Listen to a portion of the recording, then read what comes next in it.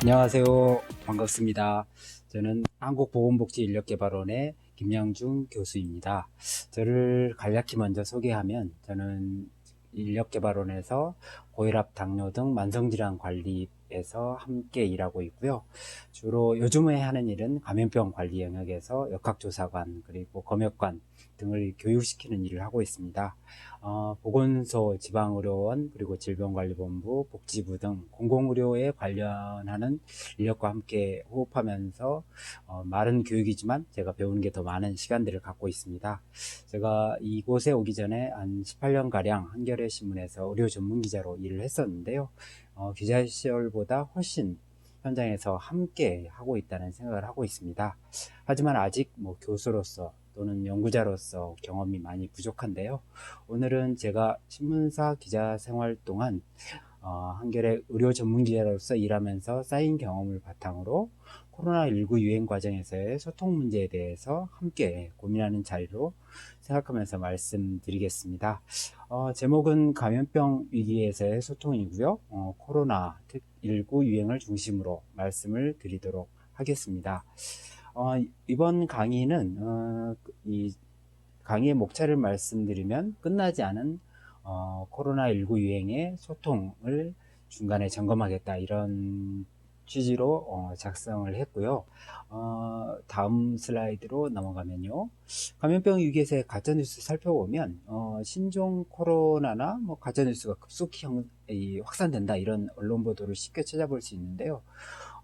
허위 영상에 생물학적 무기로 만들었다, 일부러 이거를 퍼뜨려서 전 지구적 위기를 만들었다, 또는 백신이나 치료제를 많이 판매하기 위한 전략이다, 이런 뉴스, 가짜 뉴스부터 박쥐를 먹는 그러한 문화 때문에 만들어진 거다, 또는 중국에서의 연구소에서 일부러 유출시킨 거다, 이런 가짜 뉴스들이 굉장히 많았었는데요.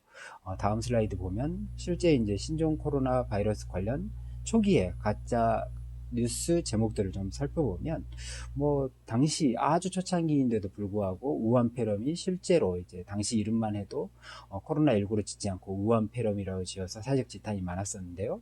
실제 감염자가 9만 명 이상이다. 현지 의료인이 폭로했다. 이런 개설도 나온 바 있고요. 중국 이제 지금은 대부분 다 중국이라 부르지만 중공의 생물학적 무기다 이런 말도 있었고요. 우한폐렴으로 1년 안에 전 세계 6억 5천만 명이 사망할 거다. 사실은 이제 이 수치는 당시에는 아직 우한폐렴, 그러니까 코로나19 초기 단계였기 때문에 전문가들이 쉽게 예측하기 힘들었고 존스 홉킨스 의대에서 밝힌 바도 없지만 이런 가짜뉴스들이 좀 돌아다니기도 했었고요. 우리나라의 첫 번째 코로나 환자가 중국에서 온 동포였기 때문에 코로나19에 걸린 중국인이 혹시 우리나라에 오게 되면 전부 돈으로 치료해주고 우리나라 돈으로 치료해주고 생활비까지 대준다 이러면서 중국에 대한 악감정을 만들거나 또는 중국 사람들이 박쥐라든지 고양이 코알라까지 산채로 먹다 보니까 그 코로나19 같은 게 생겼다. 그래서 이런 중국인을 막을 대책들을 만들어야 된다. 이런 가짜뉴스 제목들이 엄청나게 많이 나오고 있었습니다. 다음 슬라이드 보겠습니다. 다른 뉴스도 살펴봐도 중국에서도 쌍황년이라는 약이 있나 봅니다. 이거를 복용하면 효과가 있다. 이런 식으로 나와서 신종 코로나19 관련해서는 제일 많이 생겼다. 초기에 제일 많이 환자가 생긴 중국에서도 엄청나게 많은 가짜뉴스들이 퍼졌습니다. 애완견이 옮긴다거나 불가능한 건 아니지만 트럼프가 기적의 약을 보내준다거나 닭국물을 먹으면 좋다거나 소금물로 목구멍을 씻으면 걸리지 않는다거나 이런 여러 가지 가짜 뉴스들이 중국에서도 많이 퍼졌습니다. 다음 슬라이드 보면요. 영화 이 컨테이전, 요즘 이제 감염학 분야에서는 거의 교과서라고 불리는 영화인데요. 당시에는 굉장히 많은 이 유명한 배우들이 많이 나와서 이 감염이 어떻게 새로운 감염병이 어떻게 생겨나는지 그리고 인류가 이에 대해서 어떻게 대처하는지를 보여주면서 백신의 개발까지 그리고 백신 개발 이후에 분배하는 모습까지 여러 가지의 감염병 상황이 생겼을 때, 감염병 위기가 생겼을 때 거의 사람들이 보여줄 수 있는 여러 단면을 모두 포함시켜서 굉장히 이 감염병 분야에서는 뭐 교과서적인 영화다 이렇게 부르고 있는데요. 영화 컨테이전에서도 가짜뉴스를 굉장히 큰 가짜뉴스라는 부분을 강조를 했습니다. 여기 이제 이게 카메라를 메고 다니시고 뭐 배낭을 메고 다니시는 이분이 이제 가짜뉴스를 만들면서 계속 사람들에게 퍼뜨리고 나중에는 이제 개나리에서 나오는 애기 치료로서 효과가 있다 이래서 굉장히 많은 이제 돈을 버는데도 연관이 됐었는데요. 이처럼 코로나19에서 보여진 것처럼 사실은 새로운 감염병이 생겨나고 이게 감염병 위기로 퍼지면 꼭 감염병 위기가 아니더라도 많은 위기에서는 가짜뉴스들이 굉장히 많이 만들어지고 있고 그게 사람들에게 많이 퍼진다는 것을 우리는 감염병의 역사에서 볼 수 있습니다. 다음 슬라이드 보면 그런데 이제 이 영화에서 드러난 것처럼 가끔은 이제 이게 들어맞기도 해서 문제인데요. 이 가짜뉴스를 퍼뜨리던 이 주인공이 사실 이제 이 미국 CDC에서 일하는 한 국장님의 대화가 유출되면서 이 국장님이 이 사람들을 대피시키는 정책이 결정될 때 그 정책을 미리 자신의 아내에게 알려주는 것을 총서부가 듣게 되고 이 총서부가 듣고 나중에 어찌됐든 이 가짜뉴스의 생산자에게 옮겨지게 됩니다. 그래서 그 토론이 벌어졌을 때 이 가짜뉴스의 생산자가 담당 국장을 공격하는 장면인데요. 이런 문제는 이제 가짜뉴스라고 할지라도 가끔은 이게 들어맞기도 하기 때문에 사람들을 현혹시키기에 굉장히 좋은 뉴스로도 작동이 되는 거죠. 다음 슬라이드 보겠습니다. 우리 그렇다면 이제 꼭 가짜뉴스는 이 사람들이 가짜뉴스를 일부러 만드는 사람들에게만 에서만 생산되느냐 꼭 그렇지도 않다고 볼 수 있습니다. 사실 우리나라가 이 코로나19에서 뭐 이 K 방역이다 해서 전 세계적으로 민주주의 모델에서 가장 좋은 모델로 이렇게 칭찬을 받고 있는데요. 근데 안타깝게도 우리나라도 코로나19 유행 초기라고 할 수 있죠. 1월 20일에 첫 환자가 생긴 뒤에 약 한 달이 좀 못된 시점에 사실은 대통령이 코로나가 곧 종식될 거다. 경제를 살려야 한다. 이런 취지의 말씀을 하신 적이 있습니다. 이게 안타깝게도 대구 코로나 유행 직전인데요. 이 말씀을 하신 뒤 얼마 뒤에 이제 한 일주일이나 또는 한 10일 정도 지나서 하루에 환자가 막 900명 정도가 생겨나는 이른바 이제 대구 코로나 유행 사건이 생겼는데요. 가짜뉴스를 퍼뜨리는 사람뿐만 아니라 어찌 보면 정책적 판단이라든지 코로나19 유행 상황에 대한 판단을 잘 못했을 때 대통령의 말씀도 사실은 틀린 얘기를 할 수 있다는 것을 이번 코로나19에서 보여준다고 할 수 있습니다. 그리고 이 대통령의 당시의 발언에 대해서는 뭐 미국에서도 당시만 해도 미국에서 환자가 그렇게 많지 않았거든요. 미국에서도 굉장히 잘못된 에러다, 심각한 잘못이다 이렇게 비판을 했었는데요. 미국도 사실은 이런 비판을 하기에는 뭐 적합한 나라는 아니라고 할 수 있죠. 왜냐하면 그 뒤로 코로나가 훨씬 더 많이 퍼졌고 지금 현재도 코로나를 19를 제대로 이제 잡지 못해서 이 세계적인 비판을 당하고 있는데요. 마찬가지로 다음 슬라이드 보시면 미국 대통령이라고 뭐 다르지 않습니다. 미국 대통령도 말라리아 치료제가 코로나19를 치료하는데 굉장히 큰 도움을 줄 거라고 생각을 하고 여러 차례 이 부분을 강조하기도 했습니다. 많은 생명이 사실은 이 코로나19가 심각한 폐렴으로 번지면 사실은 생명이 왔다 갔다 할 수 있는 생명의 위협을 느낄 수 있는 상황인데도 미국 대통령은 사실은 의학적인 근거 없이 충분한 임상적인 근거 없이 말라리아 치료제가 도움이 될 거다 이런 얘기를 하셨는데요. 사실은 그거가 결국에는 최근에 들어와서는 이른바 이제 의학적 근거가 부족하다 이렇게 결국에는 판명이 나고 있습니다. 다음 슬라이드 보시면 비축한 말라리아 이제 엄청나게 이 미국 대통령 트럼프가 칭찬을 했던 말라리아 치료제가 엄청나게 쌓여 있으니까 근데 이게 이제 의학적인 근거가 부족하다 또는 치료제로서 효과가 없다 이렇게 결과가 나오니까 미국에서 엄청나게 이제 많이 비축해 놨던 치료제를 도대체 어떻게 해야 되나 이런 고민거리가 생긴 거죠. 다음 슬라이드 보시면 또 이 항상 감염병이라든지 이 위기 상황에서 나타나는 게 이른바 이제 희생양 찾기인데요. 이번 감염병 위기에서도 똑같이 마찬가지로 중국에서 생겼기 때문에 중국 사람들이 문제다 이런 언론 보도가 여러 차례 보도된 바 있습니다. 대표적인 보도가 이제 대림동 차이나타운에 가보니 뭐 중국인들이 가르침도 뱉고 마스크도 미착하고 위생불량이 심각하더라 뭐 이런 내용의 보도였는데요. 당시 뭐 우리 이 사람들도 사실은 마스크 같은 경우 질병관리본부 당시에 이제 공식 지침은 호흡기 증상이 있는 경우 마스크를 쓸 것을 강조를 했었고요. 뭐 일반인이 전부 마스크를 써야 된다 이런 입장은 아니었기 때문에 그 이후로 이제 점차 밀집된 지역이 많고 지역사회 감염이 많아지면서 밀집되고 밀폐되고 많은 사람들이 모이는 공간에서는 호흡기 증상이 없어도 마스크를 쓰도록 얘기하고 있었지만 초기 단계에서는 아직 그런 지침은 나오지 않은 상황이었는데도 불구하고 중국인들이 문제다. 마치 사진에서도 뭐 중국에서 쓰는 갖가지 이 음식 재료들이 뭐 그 자체로 문제다. 중국 사람들이 코로나를 퍼뜨린다. 이런 식의 인식을 만들어내는 언론 보도들이 있었습니다.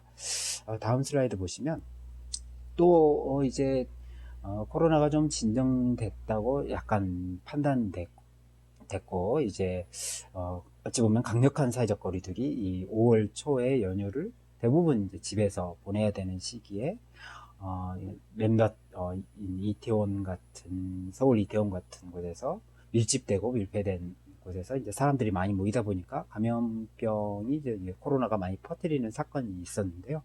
이때도 사실은 언론에서는 일부 언론에서는 성소수자가 문제다. 그곳은 이른바 성소수자들이 많이 가는 그러한 클럽이다. 이렇게 논점을 잡아서 마치 우리 사회에서 흔히 이제 과거에 경험했던 에이즈 환자의 경우 뭐 성적 소수자들이 문제다. 뭐 이러한 것들이 사회적 큰 관념으로 퍼져 있는 것처럼 코로나19 역시 성소수자들이 상당히 위험을 퍼뜨리고 있다. 이런 보도들이 나오면서 어찌 보면 우리 사회에서는 이 중국 동포들, 뭐 서울의 일정한 곳에 뭐 차이나타운을 건설하고 사는 중국 동포들 그리고 성적 소수자들 이런 부분들이 상당히 사회적 약자이면서 동시에 이제 감염병 위기에서는 이들을 혐오하고 차별해야 된다는 그러한 언론 보도들이 나와서 사실은 되게 안타깝게 많은 이제 비판을 받은 바가 있습니다. 그런데 이제 감염병 위기에서 이런 것들을 아무래도 많이 이제 언론에 대한 비판들이 쏟아지다 보니까 사실은 뉴스 생산자들이 최근에 좀 변하고 있는 모습들이 있습니다. 제가 이제 뉴스 생산자로서 일을 하다 보니까 너무 긍정적으로 바라보는 것 아니냐 이런 비판도 제기될 수 있는데요. 제가 최근에 찾아본 이제 다음 슬라이드 보시면 코로나19의 초기만 하더라도 뭐 신속하고 단독이다. 뭐 이렇게 뭐 위험성을 때로는 과장하기도 하고, 코로나19에 걸린 환자라든지 환자의 특징, 그리고 이런 부분들을 단독을 달아서 많은 관심을 끌기 위해서 노력했다면, 그 이후로는 사실은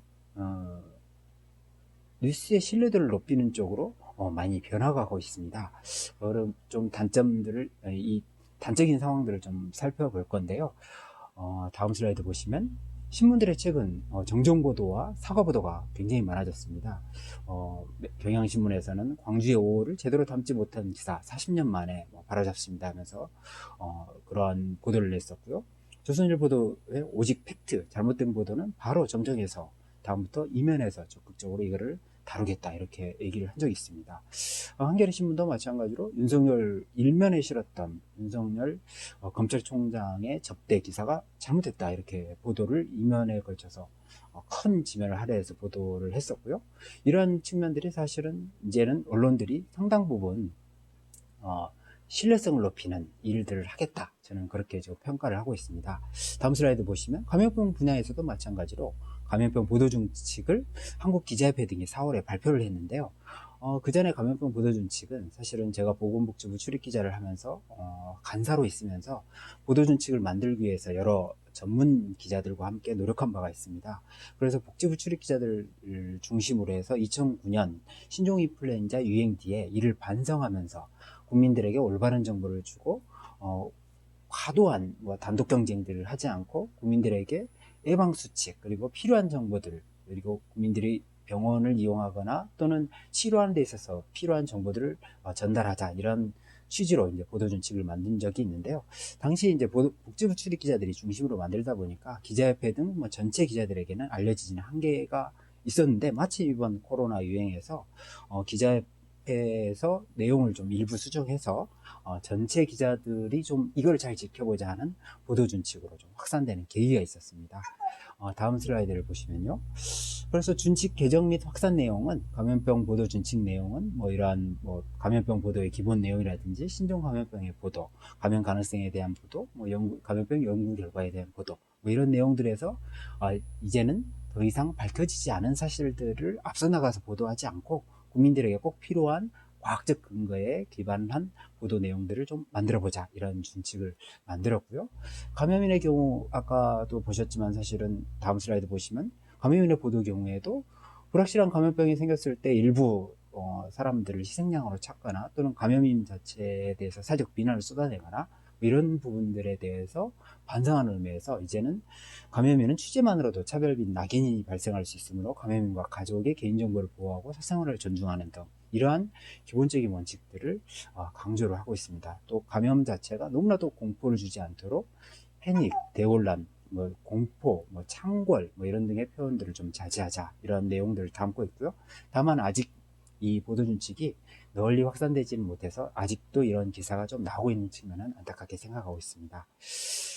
그래서 이 감염병 이 보도준칙을 한국기자협회, 방송기자연합회, 한국과학기자협회 등이 4월 28일 날 발표를 한 거는 역시 신뢰성을 지키는 게 언론의 아주 기본적인 사명이다 하는 부분들이 나타나고 있는 거고요. 이전에 이제 당시 제가 이제 복지부 간사로 있으면서 만든 감염병 보도 준칙도 내용은 거의 유사합니다. 내용 시간이 있으면 좀 더 자세히 살펴볼 수 있는데요. 이 감염병 보도 준칙은 기자협회라든지 언론진흥재단 이런 데 홈페이지에 있기 때문에 그 참조를 해서 한번 살펴보면 좋을 것 같습니다. 시간이 많지 않아서 제가 이제 코로나19 이후에 과연 그러면 이 감염병 위기라든지 새로운 위기 또는 이러한 상황에서의 소통의 세계는 과연 어떻게 변할 것인가 이런 생각을 좀 해봤는데요. 과거에는 이제 보건의료계의 흔한 문제가 정보의 비대칭성이다. 전문가만 알고 있다. 의사만 알고 있다. 이런 측면이 있고 환자는 잘 모른다. 일반 독자들은 또는 일반 사람들은 의료 전문성이 없기 때문에 정보의 비대칭성이 가장 큰 문제다. 이렇게 있었는데요. 지금은 사실은 오히려 정보의 비대칭성보다는 정보의 홍수가 문제다 이런 식의 평가를 할 수 있습니다. 보건의료 계통의 문제로 좁혀봐도 건강은 매우 다양한 결정 조건들이 있습니다. 그래서 수많은 건강기사가 나올 수밖에 없는데요. 운동이 중요하다, 식이요법이 중요하다, 약이 중요하다, 수술이 중요하다 매우 다양한 보건의료 전문가들이 있고요. 참고로 이제 하루에 한 20여 개의 영양제를 먹는 의사가 유튜브에서 특정 이렇게 SNS에서 나와가지고 많은 사람들에게 관심을 받기도 하고 비판을 당하기도 했는데 그분 역시 의사이면서 의학 박사이면서 전문가죠. 이런 목소리들이 나올 수밖에 없기 때문에 앞으로 굉장히 이 보건의료 계통에서는 다양한 전문가의 목소리들이 나오는데 이걸 어떻게 평가하고 판단해야 할 것인가 이 문제들이 매우 중요할 수밖에 없습니다. 감염병 위기는 다른 이들에게도 결정적인 감염이 전파되기 때문인데요. 전파되기 때문에 결정적인 피해를 만들 수 있습니다. 정부는 사실 이제 이에 대해서 적절히 대응하기 위해서는 정부의 힘만으로 또는 검역과 또 방역 그 자체의 힘만으로는 사실은 감염병의 피해를 줄이기에는 너무나도 부족하다는 게 이번 코로나19에서 드러난 것입니다. 감염병이 시작됐을 때부터 아니 그 이전 단계부터 사실은 국민들과 이 위기에 대한 소통을 어떻게 할 것인가 하는 것들에 대해서 정부 당국의 전략이 필요하고요. 마찬가지로 이제 새로운 감염병에 대해서는 국민과의 소통 전략을 또 어떻게 할 것인가 이 부분에 대해서도 정부뿐만 아니라 국민들도 어떠한 방식의 정보들이 우리에게 도움이 될 것인가 하는 부분들을 적극적으로 좀 찾아내야 된다는 과제가 있습니다.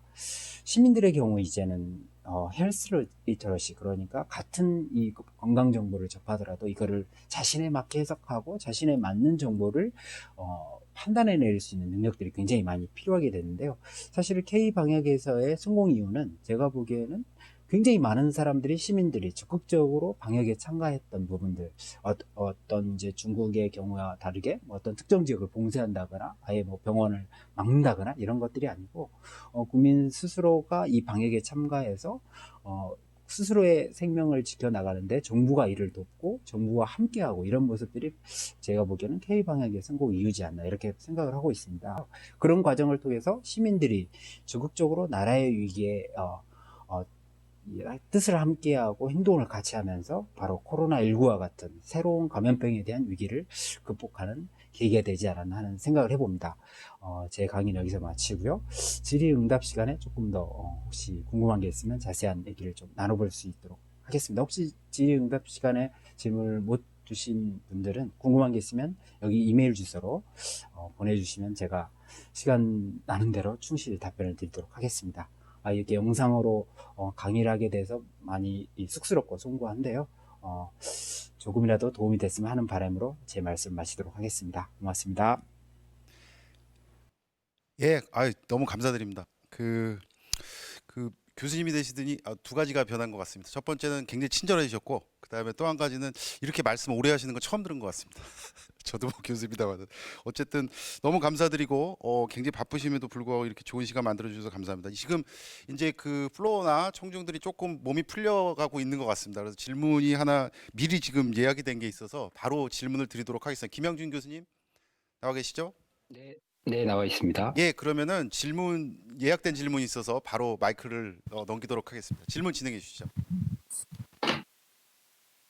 조선대학교의 최효선입니다. 예, 말씀 감사하게 잘 들었습니다. 예, 이따가 토론자이기도 한데 사실 질문 시간을 많이 안 주실 것 같아서 간단하게 질문을 드리도록 하겠습니다. 지금 뭐 기사를 어떻게 뉴스를 어떻게 해야 되는지 뭐 가짜 뉴스 이런 얘기들을 이제 구체적으로 해주셨는데요. 그런데 이제 전문가들도 저희도 보면 이제 의사 선생님들이 모여가지고 계속해서 이 코로나 종식이 언제 될 것인가, 아니면 뭐 백신이나 치료제가 언제 나타날 것인가, 뭐 이런 거에 대해서 매일 이제 거의 서로 질문을 하면서 지내고 있거든요. 그래서 최근의 기사들을 보면 사실 그런 예측에 대한 기사들이 굉장히 많아지고 있습니다. 그런데 이제 예측이라는 것이 이제 결과론적으로 보면 틀릴 수가 있는 거잖아요. 그렇게 되면 이제 가짜 뉴스처럼 다뤄지기도 하는데 그거에 대해서는 교수님께서 어떻게 생각하시는지 궁금합니다.